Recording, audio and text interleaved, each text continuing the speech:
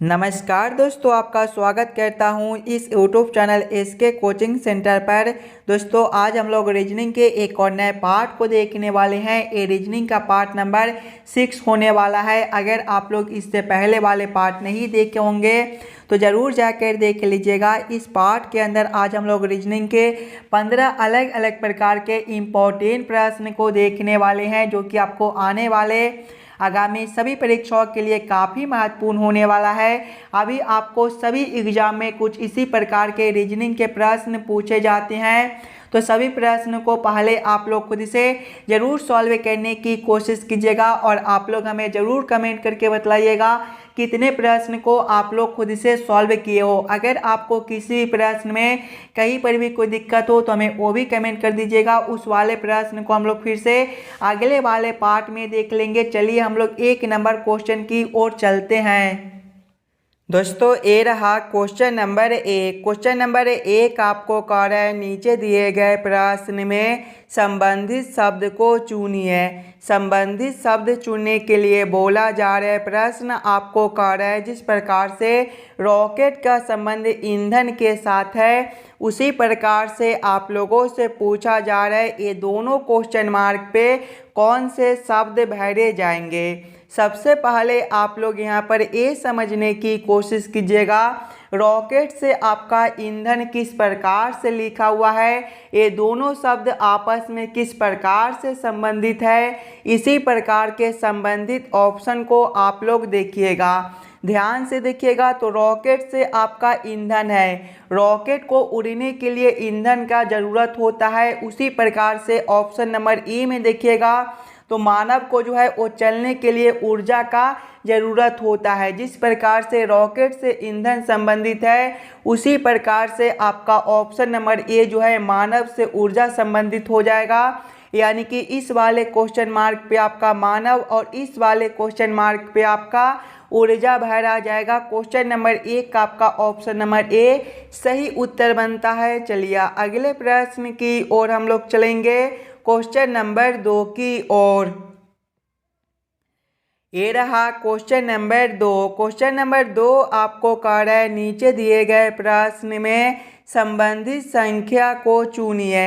इस बार आपको संबंधित संख्या चुनने के लिए बोला जा रहा है प्रश्न आपको कह रहा है जिस प्रकार से 5 का संबंध 21 के साथ है उसी प्रकार से आप लोगों से पूछा जा रहा है 7 का संबंध कौन सा संख्या के साथ होगा जो इस वाले क्वेश्चन मार्क पे भरे जाएंगे। सबसे पहले आप लोग यहाँ पर ये समझने की कोशिश कीजिएगा 5 से हम लोग 21 किस प्रकार से ला सकते हैं। अगर हम लोग सबसे पहले देखिए संख्या 5 है तो 5 गुना 4 करेंगे तो आपका कितना हो जाएगा 20 हो जाएगा और 20 प्लस 1 करने पर आपका 21 बनता है। ध्यान से देखिएगा संख्या 5 था तो -1 करके अगला संख्या से गुना कर दिए हैं। वही सेम हम लोग आगे करेंगे। आगे आपका संख्या 7 है तो गुना करेंगे 7 - 1, 7 - 1 आपका 6 होता है। यानी कि 7 गुना 6 करेंगे तो आपका 42 हो जाएगा। और देखिएगा गुना करने के बाद +1 भी किए हैं तो यहाँ पर भी +1 करेंगे। 42 + 1 जो है वो आपका 43 होता है। 43 आपका ऑप्शन नंबर बी में दिया गया है जो कि आपका सही उत्तर हो जाएगा। इस वाले क्वेश्चन मार्क पे आपका 43 भरा जाएगा। क्लियर है। चलिए अगले प्रश्न की ओर हम लोग चलेंगे, क्वेश्चन नंबर 3 की ओर। ये रहा क्वेश्चन नंबर 3। क्वेश्चन नंबर 3 आपको कह रहा है लुप्त संख्या ज्ञात करें। इस बार आपको मिसिंग नंबर से रिलेटेड प्रश्न दिया गया है। यहाँ पर आपका एक क्वेश्चन मार्क है। इस वाले क्वेश्चन मार्क पे आपका कौन सा संख्या भरा जाएगा ये आप लोगों से पूछ रहा है। सबसे पहले आप लोग वीडियो को रोककर खुद से ज़रूर सॉल्व करने की कोशिश कीजिएगा। ध्यान से देखिएगा तो आपका यहाँ पर क्वेश्चन मार्क है। यानी कि सबसे पहले हम लोग ये समझने की कोशिश करेंगे ये दोनों संख्या से आपका 14 किस प्रकार से लिखा हुआ है। ये दोनों संख्या से 18 किस प्रकार से लिखा हुआ है, उसी प्रकार से हम लोग सोचेंगे ये दोनों संख्या से कौन सा संख्या बनेगा जो इस वाले क्वेश्चन मार्क पे भरे जाएंगे। अगर आप लोग ध्यान से देखिएगा तो देखिए 84 और 12 से हमें 14 लाना है। अगर सबसे पहले ये दोनों संख्या को हम लोग आपस में भाग करते हैं, 84 भागा 12 करेंगे तो ये आपका 7 हो जाएगा और 7 गुना 2 करने पर आपका 14 बनता है। देखिए यहाँ पर जो है वो 14 आपका दिया गया है। वही सेम हम लोग आगे करेंगे, दोनों संख्या को आपस में भाग करेंगे तो 81 भागा 9 जो है ये आपका कितना होता है, 9 होता है। गुना करेंगे 2 से तो 9 गुना 2 आपका 18 बनता है। देखिए 18 भी आपका यहाँ पर दिया गया है, यानी कि इसी प्रकार से इस वाले प्रश्न को हम लोग सॉल्व कर सकते हैं। तो वही सेम हम लोग आगे करेंगे, पहले दोनों संख्या को आपस में भाग कर लेंगे और भाग करने के बाद 2 से गुना कर देंगे। देखिएगा 88 भागा 11 करेंगे तो ये आपका कितना हो जाएगा, 8 हो जाएगा और 8 गुना 2 करने पर आपका 16 बनता है। 16 आपका ऑप्शन नंबर सी में दिया गया है, जो कि आपका सही उत्तर हो जाएगा। इस वाले क्वेश्चन मार्क पे दोस्तों आपका 16 भरा जाएगा। चलिए अगले प्रश्न की ओर हम लोग चलेंगे, क्वेश्चन नंबर 4 की ओर।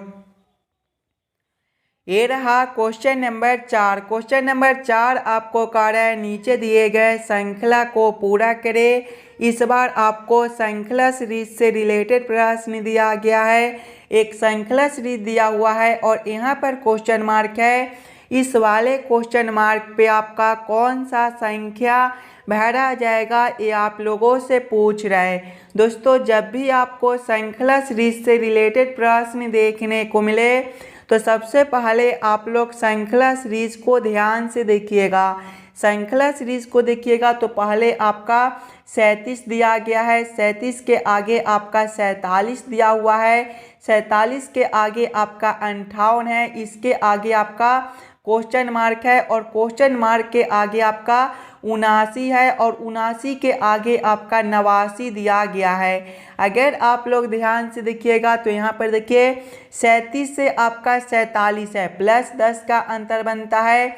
आगे देखिएगा 47 से आपका 58 है, प्लस 11 का अंतर है और आगे आपका क्वेश्चन मार्क है और क्वेश्चन मार्क के आगे देखिएगा तो 79 से आपका 89 दिया गया है। यहाँ पर आपका प्लस 10 का अंतर बनता है। ध्यान से देखिएगा प्लस 10 का अंतर है तो अगला प्लस 11 का अंतर है, यानी कि फिर से आगे आपका जो है वो प्लस 10 का अंतर हो जाएगा।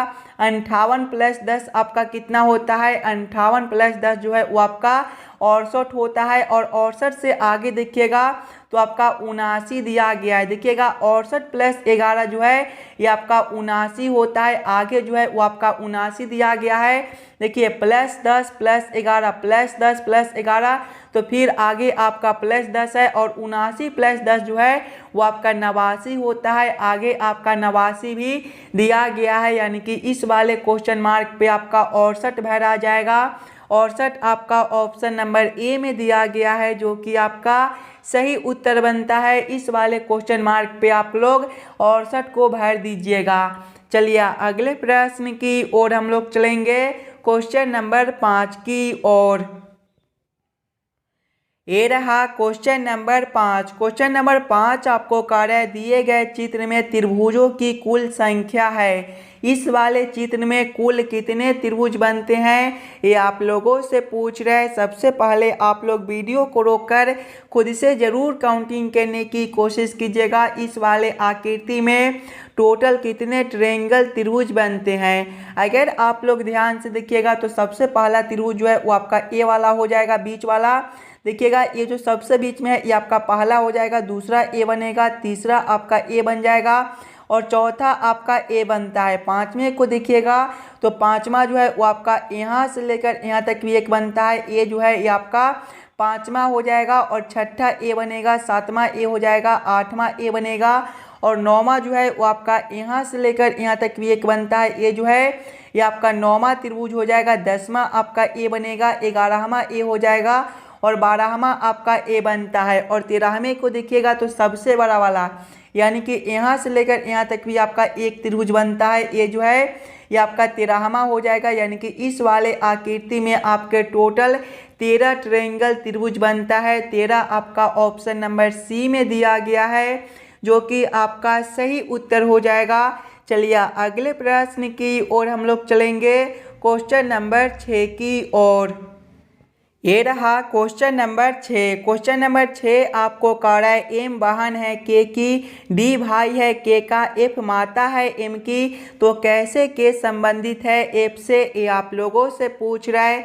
ये जो प्रश्न है ये आपका ब्लड रिलेशन से रिलेटेड प्रश्न है। और जब भी आपको इस प्रकार के प्रश्न देखने को मिले तो सबसे पहले आप लोग प्रश्न को ध्यान से पढ़िएगा और समझने की कोशिश कीजिएगा प्रश्न आपको क्या कह रहा है। देखिए प्रश्न आपको कह रहा है एम बहन है के की, एम कौन है, बहन है के की, बहन है मतलब एक ही पीढ़ी का है, यानी कि एम के सामने हम लोग किसको रखेंगे, के को रखेंगे। किसका रिश्ता किससे है, तो एम बहन है के की, एम जो है वो बहन है के की, बहन है मतलब फीमेल है, इसको हम लोग माइनस से सूचित करेंगे। क्या रिश्ता है, बहन का है, तो आप लोग यहाँ पर बहन भी लिख लीजिएगा ताकि प्रश्न को सॉल्व करने में आपको कोई दिक्कत ना हो। आगे प्रश्न को पढ़िएगा, डी भाई है के का, डी कौन है, भाई है के का, भाई है मतलब ये भी एक ही पीढ़ी का है, यानी कि इसको भी हम लोग सामने सामने रखेंगे, के सामने किसको रखेंगे, डी को। क्या रिश्ता है, भाई का है, तो आप लोग यहाँ पर भाई भी लिख लीजिएगा। और भाई जो है वो आपका मेल होता है, यानी कि इसको हम लोग प्लस से सूचित करेंगे। आगे प्रश्न को पढ़िएगा। आगे प्रश्न आपको कह रहा है एफ माता है एम की, एफ कौन है, माता है एम की, माता है मतलब एक पीढ़ी ऊपर का, यानी कि एम से ऊपर हम लोग किसको रखेंगे, एफ को रखेंगे। क्या रिश्ता है, माता का है, तो आप लोग यहाँ पर माता भी लिख लीजिएगा। और माता है मतलब ये जो है ये आपका फीमेल है, इसे हम लोग माइनस से सूचित करेंगे। आगे प्रश्न को पढ़िएगा। आगे प्रश्न आपको कह रहा है तो कैसे के संबंधित है एफ से। देखिएगा एफ और के का रिश्ता आप लोगों से पूछा जा रहा है। अगर आप लोग यहाँ पर ध्यान से देखिएगा तो एम का जो बहन है वो के है, एम का बहन कौन है, एम बहन है के की, एम जो है वो बहन है के की, लेकिन के का पता नहीं है कि ये आपका एम का भाई है या फिर बहन है, यानी कि या तो एफ का के जो है वो पुत्र लगेगा या फिर पुत्री लगेगी। पुत्र या फिर पुत्री आपका कौन सा ऑप्शन में दिया गया है, ध्यान से देखिएगा। पुत्र या फिर पुत्री जो है वो आपका ऑप्शन नंबर सी में दिया गया है, यानी कि क्वेश्चन नंबर 6 का आपका ऑप्शन नंबर सी जो है सही उत्तर बनता है। देखिए के का जो है वो हमें पता नहीं है कि ये आपका स्त्रीलिंग है या फिर पुल्लिंग है, इसलिए या तो एफ का पुत्र लगेगा के या फिर पुत्री लगेगी। क्लियर है। चलिए अगले प्रश्न की ओर हम लोग चलेंगे, क्वेश्चन नंबर 7 की ओर। ये रहा क्वेश्चन नंबर 7। क्वेश्चन नंबर 7 आपको कह रहा है नीचे दिए गए आकृति को पूरा करें। यहाँ पर आपका एक आकृति दिया हुआ है, इस वाले आकृति में आपका यहाँ पर एक क्वेश्चन मार्क है। इस वाले क्वेश्चन मार्क पे आपका कौन सा आकृति भरा जाएगा ये आप लोगों से पूछ रहा है। एकदम आसान सा प्रश्न है, ध्यान से देखिएगा।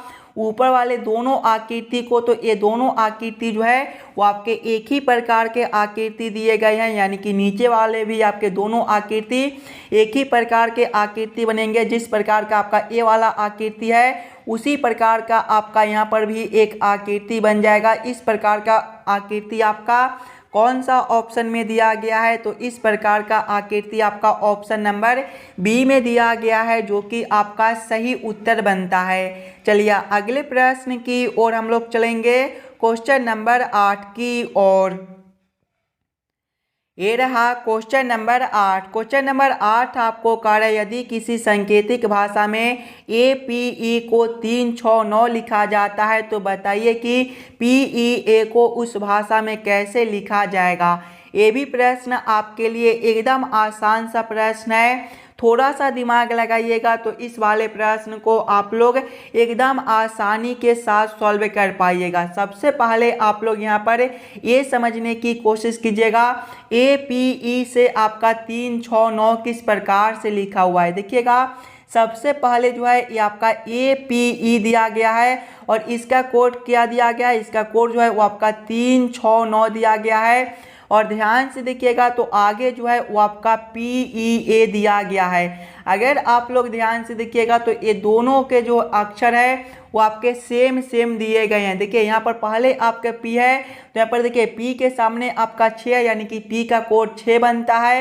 यहाँ पर E है, E का कोड देखिए 9 है तो यहाँ पर भी आपका 9 हो जाएगा। उसके बाद A है, A का कोड आपका 3 है तो यहाँ पर भी आपका 3 हो जाएगा। कौन सा ऑप्शन में आपका 693 दिया गया है? 693 आपका ऑप्शन नंबर बी में दिया गया है, जो कि आपका सही उत्तर बनता है।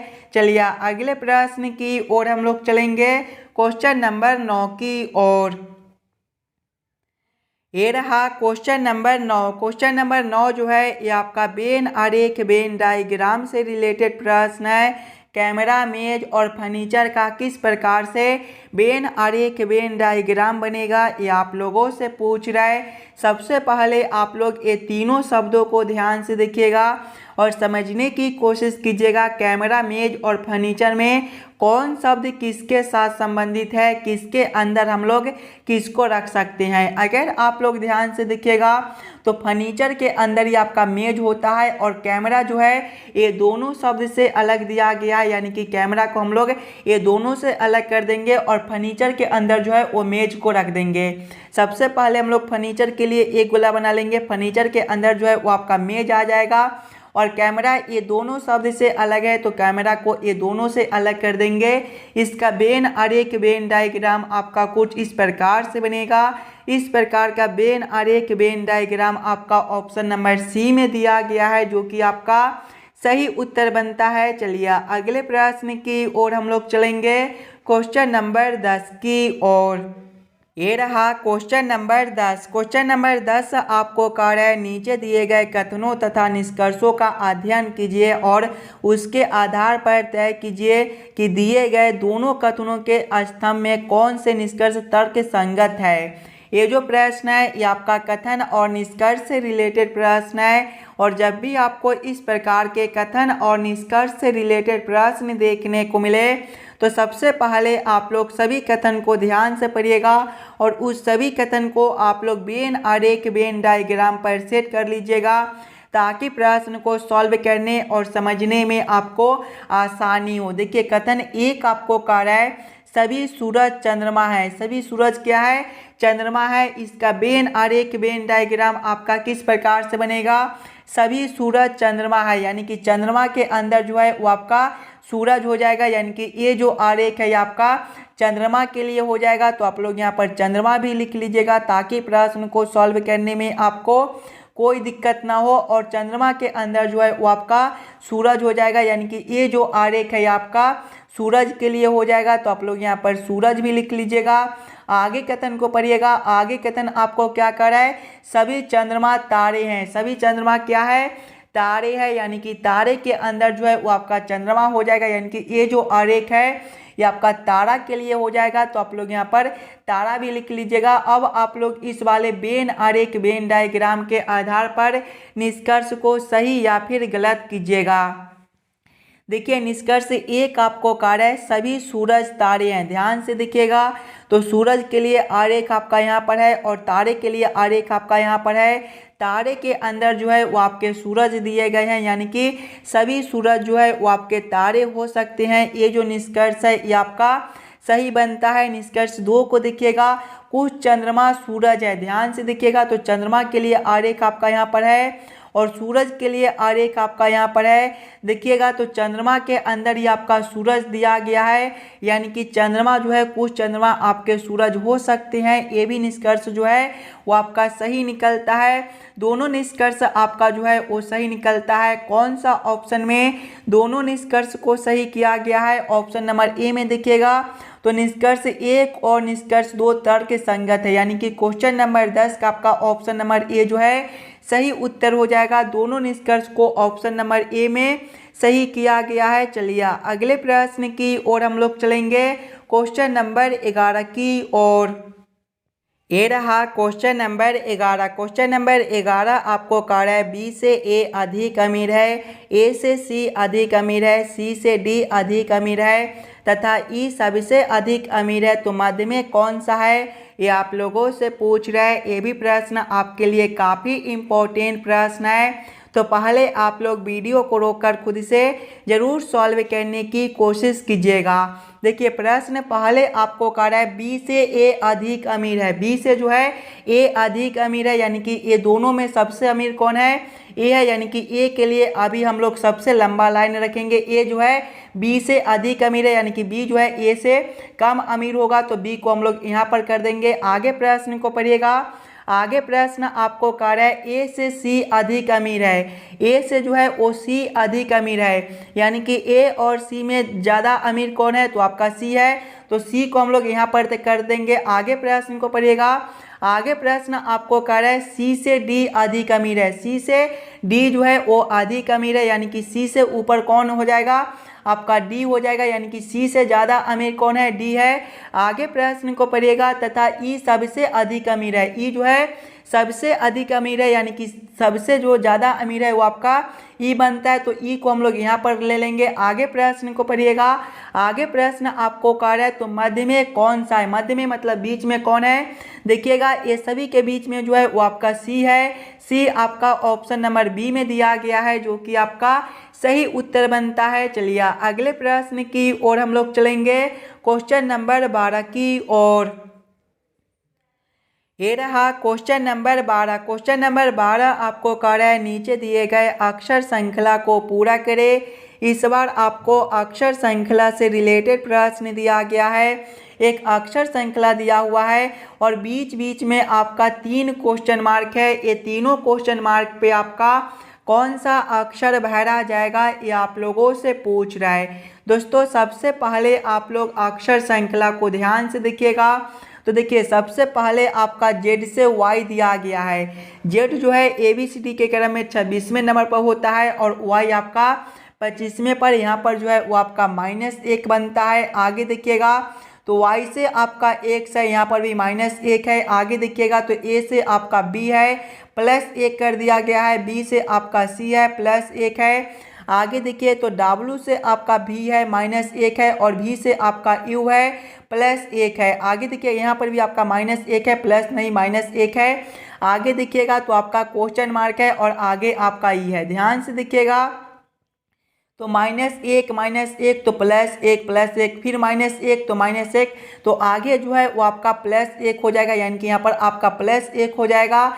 यानी कि D+1 करने पर आपका ई होता है, यानी कि यहाँ पर जो है वो आपका डी भरा जाएगा। आगे देखिएगा E+1 जो है वो आपका F होता है। आगे देखिए तो T-1 करना है, यानी कि अब हम लोगों को -1 करना है। T-1 आपका S होता है और S-1 आपका R होता है। आगे देखिएगा तो G+1 आपका H होता है और H+1 जो है वो आपका I हो जाएगा। कौन सा ऑप्शन में आपका देखिएगा पहले D, उसके बाद आपका S और उसके बाद आपका I दिया गया है। ध्यान से देखिएगा तो DSI जो है वो आपका ऑप्शन नंबर डी में दिया गया है, जो कि आपका सही उत्तर बनता है। चलिए अगले प्रश्न की ओर हम लोग चलेंगे। ये रहा क्वेश्चन नंबर 13। क्वेश्चन नंबर 13 आपको कह रहा है निम्नलिखित आकृति की दर्पण छवि चुने। यहाँ पर आपका एक आकृति दिया गया है। इस वाले आकृति का किस प्रकार से दर्पण प्रतिबिंब बनेगा, ये आप लोगों से पूछ रहा है। देखिएगा तो दर्पण जो है ये आपके कुछ इस प्रकार से दिए गए हैं और जब भी आपको इस प्रकार के दर्पण देखने को मिले तो आकृति जो है ये आपका कुछ इस प्रकार से उलट जाएगा। जब हम लोग इस प्रकार से इस वाले आकृति को उलटेंगे तो ये जो है ये आपका कुछ इस प्रकार का आकृति बनेगा। इस प्रकार का आकृति आपका कौन सा ऑप्शन में दिया गया है? देखिए इस प्रकार का आकृति आपका ऑप्शन नंबर ए में दिया गया है और ऑप्शन नंबर ए जो है वो आपका आकृति का वो डी में दिया गया है। यानी कि क्वेश्चन नंबर 13 का आपका ऑप्शन नंबर डी जो है सही उत्तर हो जाएगा। आकृति ए आपका सही उत्तर बनता है, सही दर्पण प्रतिबिंब बनता है। चलिए अगले प्रश्न की ओर हम लोग चलेंगे, क्वेश्चन नंबर 14 की ओर।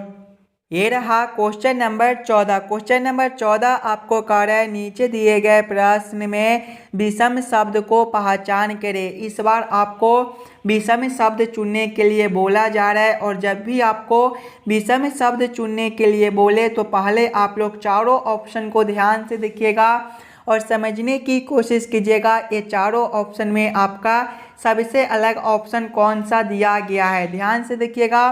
तो ऑप्शन नंबर ए में ऑटो रिक्शा है, ऑप्शन बी में कार है, ऑप्शन सी में वैन है और ऑप्शन डी में आपका टैक्सी है। ध्यान से देखिएगा, तो ऑटो रिक्शा में जो है वो आपका 3 पहिया लगा हुआ होता है और सभी में जो है वो आपके 4 पहिया होते हैं, यानी कि सबसे अलग ऑप्शन आपका ए बनता है। तो क्वेश्चन नंबर 14 का आपका ऑप्शन नंबर ए जो है सही उत्तर हो जाएगा। चलिए अगले प्रश्न की ओर हम लोग चलेंगे, क्वेश्चन नंबर 15 की ओर। ये रहा क्वेश्चन नंबर 15। क्वेश्चन नंबर 15 आपको कह रहा है यदि साइकिल को WAWNU कोडित किया जाता है तो बाइक का कोड क्या होगा, ये आप लोगों से पूछ रहा है। दोस्तों ये जो प्रश्न है ये आपका कोडिंग डिकोडिंग से रिलेटेड प्रश्न है और जब भी आपको इस प्रकार के प्रश्न देखने को मिले तो सबसे पहले आप लोग यहाँ पर ये समझने की कोशिश कीजिएगा साइकिल से आपका यहाँ पर एक कोड किस प्रकार से लिखा हुआ है, उसी प्रकार से आप लोग सोचिएगा बाइक से आपका क्या कोड बनेगा। ध्यान से देखिएगा साइकिल को, तो साइकिल जो है ये आपका CYCLE से मिलकर बनता है।